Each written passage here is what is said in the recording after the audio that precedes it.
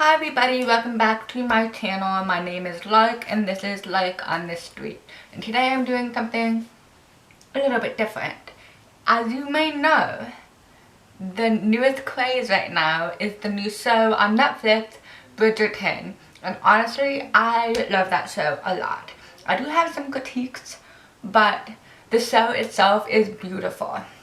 However, my main qualms come from the costume. So I thought today I would go through some of the costumes of individual characters and then rate how I like them on personal preference and historical accuracy. So I will rate on a scale of 10, and for historical accuracy you can get a total of 5 points. And for my personal preference, you can get also a total of 5 points. So together that equals 10. So that's pretty straightforward, I think. And so we get started?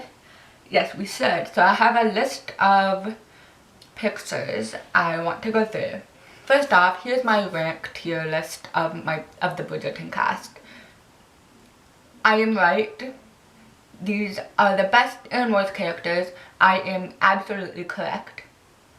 If you have any opinion that contrasts mine, feel free to comment that down below.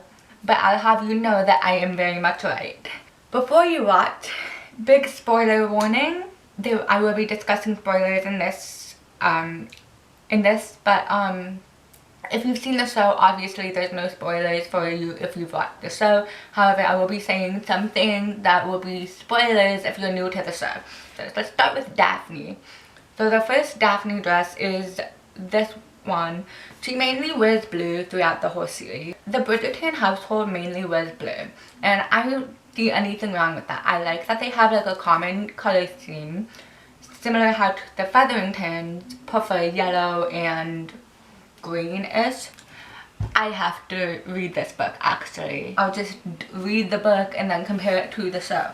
There we go. And Daphne in this dress, first of all, she's gorgeous in everything she's in. She's a beautiful person. I love all the costumes. I love the colorful vibrancy, and honestly that is quite historically accurate.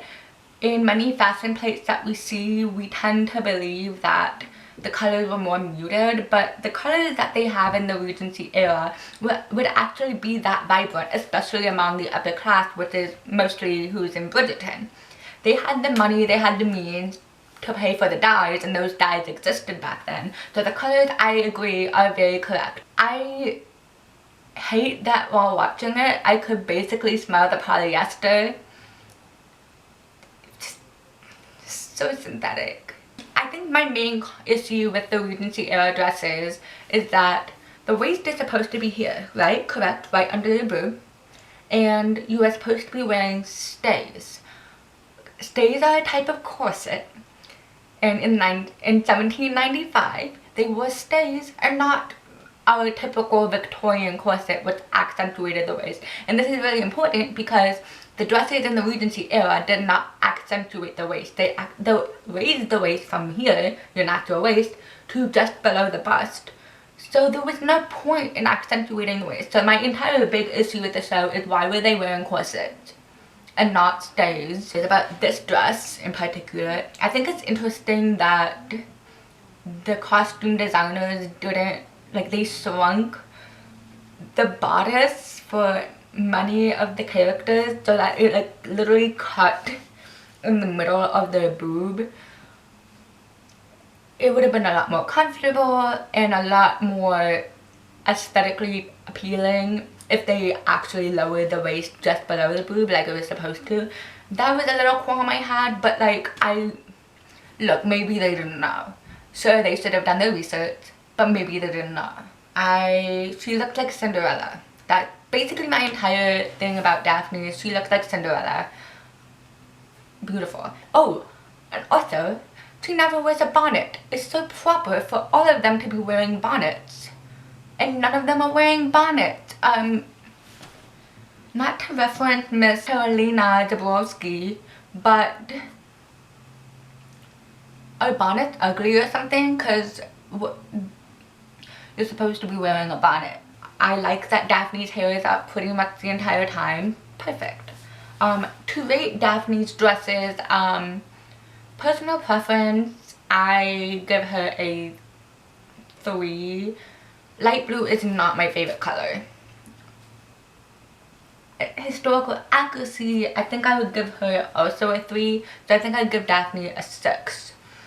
Alright, next up is Penelope Featherington. Absolutely top-notch character. I love her so much. I showed you my tier list. We all know.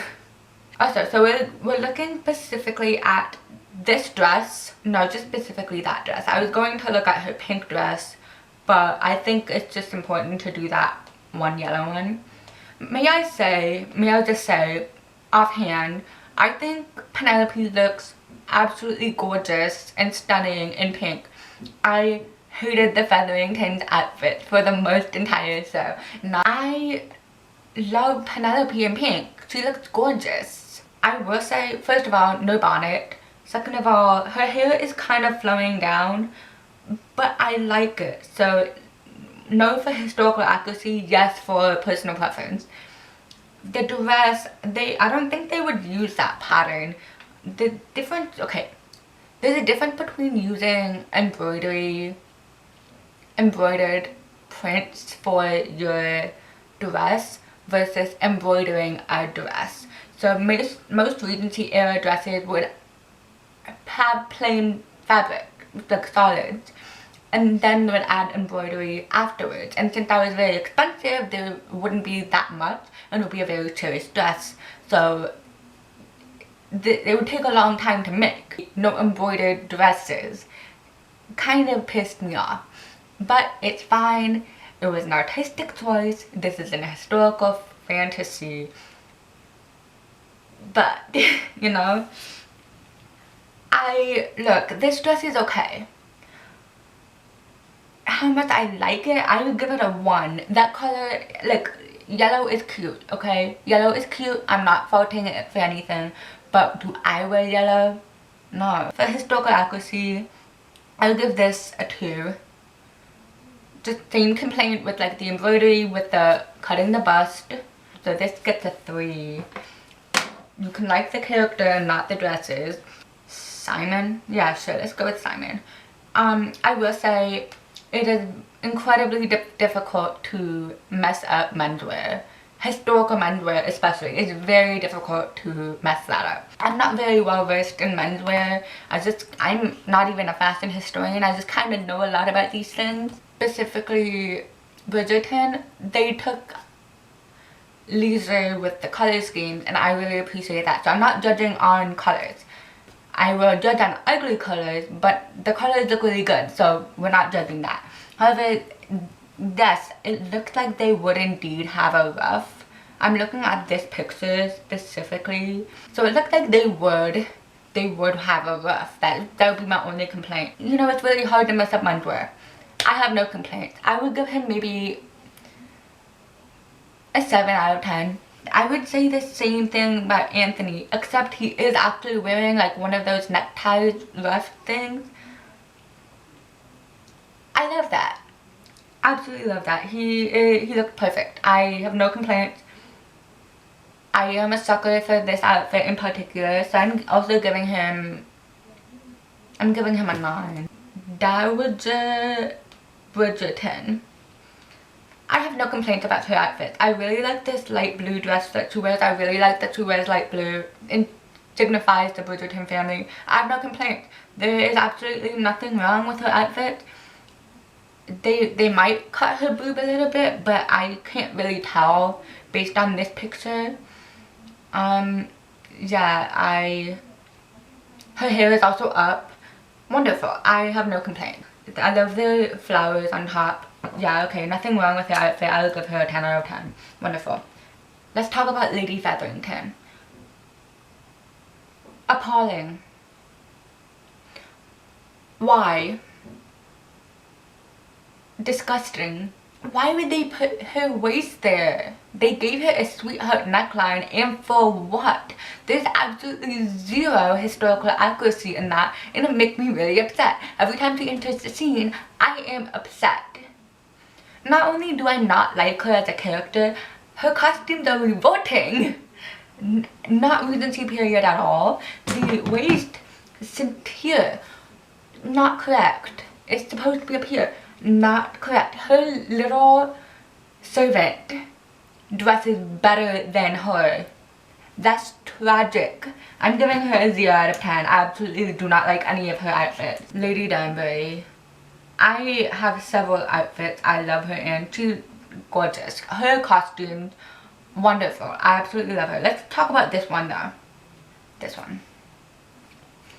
First of all, not only is this like a precious picture, like a behind the scenes picture, I love her so much, but look at that little high collar. That was a thing in the Regency period, and especially for upper class women, she nailed it. That was her like signature, and I loved it on her. I love that she wore a hat constantly. Proper attire. Again, proper attire. Bonnets were acceptable. She wore hats. I love her. I just love the indignation that her not wearing a bonnet. First of all, she's not a child, but the hats, they're stylized, they're women's hats. I just love how like the cuff makes her more of like a powerful figure. The whole silhouette is beautiful. Even this jacket is just cut perfectly. That's how Regency era jackets are. They're cut here. I have no complaints about this outfit at all. I'm gonna give her a 10 out of 10. Not only do I put her on my top tier, 10 out of 10. Absolutely. Alright, next up we have the Queen. Specifically this yellow robe a la Française. Don't get me wrong. The dress is beautiful. But there's absolutely no reason for the Queen to be 2 decades behind everyone else in fashion. If it's 1795 and she's wearing a 1770s silhouette and robe a la Française, which was popular in the 1770s specifically, she is a queen. She would be at the height, the pinnacle of fashion. This didn't make sense. Lovely dress though. I was admiring how it's constructed. So personally, I absolutely love the way this bodice is. The Queen looks wonderful in literally every one of her dresses. The issue is that it's not... The dress itself is historically accurate, but not to the time period, to 70s. So that was my big issue. Why is she wearing something that is 2 decades behind everyone else? So yes, I have to give her an 8 out of 10. Unfortunately, she looked gorgeous and everything. I gave her like 5 stars, personal preference. But are you kidding me? You're joking, right? You're joking. The Queen 2 decades behind in fashion? That's a joke. Yes, I understand that Queen Charlotte, all of the portraits of her are in a robe a la Française. I understand that.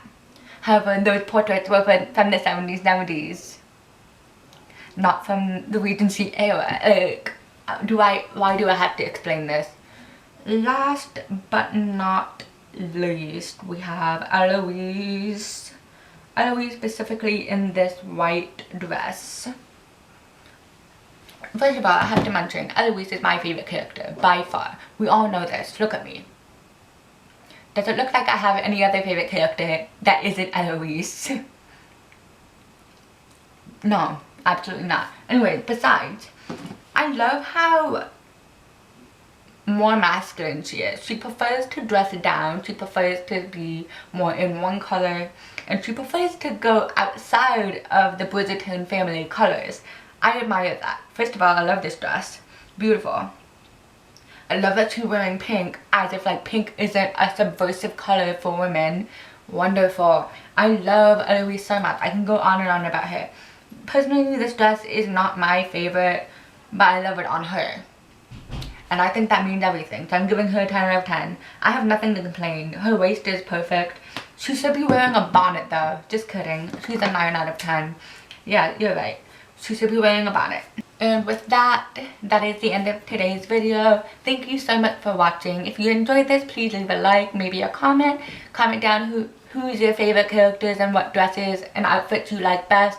What opinions you disagree with me on. I would love to know. I would love to hear some feedback. There'll be some great things, you know. I love feedback from you guys. I love you. If you're new to this channel, I upload every Friday, and I'll see you guys next time. Bye.